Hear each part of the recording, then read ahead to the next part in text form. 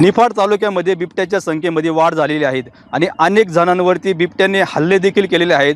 तरी आपल्यासोबत वन विभागाचे कर्मचारी आहेत, त्या कर्मचाऱ्यांकडे आपण जाणून घेऊयात का बिबट्यापासून आपलं संरक्षण कसं करण्यात येणार आहे। एक गोष्ट मला सांगा, बिबट्यापासून आपलं संरक्षण कसं करण्यात येणार आहे आणि बिबट्याने या आधी देखील भरपूर लोकांवरती हमले देखील केलेले आहेत। समजा जर आपल्या वावरामध्ये आपल्याला बिबट्या दिसतोय तर आपण काय करतो, कॉल करून तिकडं गावातले लोक बोलवतो आणि त्याचा पाठलाग करतो।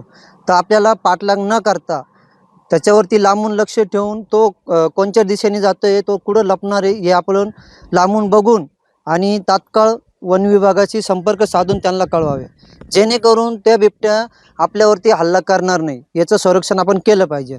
थोडक्यात जसं आता आपण पाऊस पडतोय तर आपले शेतकरी बांधवांचं सगळ्यांचं कामं चालू होणार आहे। या कामं चालू असताना आपण सगळे पेरणी आसन किंवा निंदणं खुरपणं आसन हे खाली बसून करतो।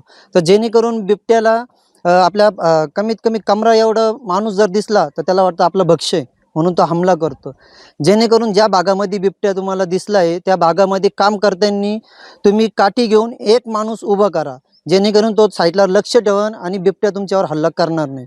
आणि दुसरी गोष्ट, बिबट्या जर तुम्हाला बागात वगैरे कुठं दिसला तर जेणेकरून पब्लिक बोलून त्याचा आपण पाठलाग करू नका। पाठलाग केल्याने आता थोड्याच दिवसाची एक घटना घडली आहे खडक माळेगावला। पाठलाग करता करता 2 जणांना त्यांनी जखमी केलेलं आहे।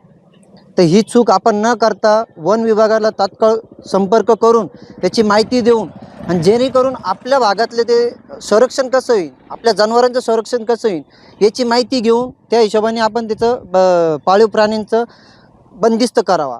आणि जसं आपल्या भागामध्ये आपण बघतोच, शेतकऱ्यांचं घराजवळच मक्का लावेल असते, गिन्नी गवत लावेल असतं, भरपूर आपण शेती करतो। तर ह्या भागातून काय होतं, आपल्या घरातले लहान लहान पोरं त्या ठिकाणी खेळायला जातात। मग बिबट्याला आणि घरापाशी कमी अंतर असल्यामुळे बिबट्या हल्ला करू शकतोय।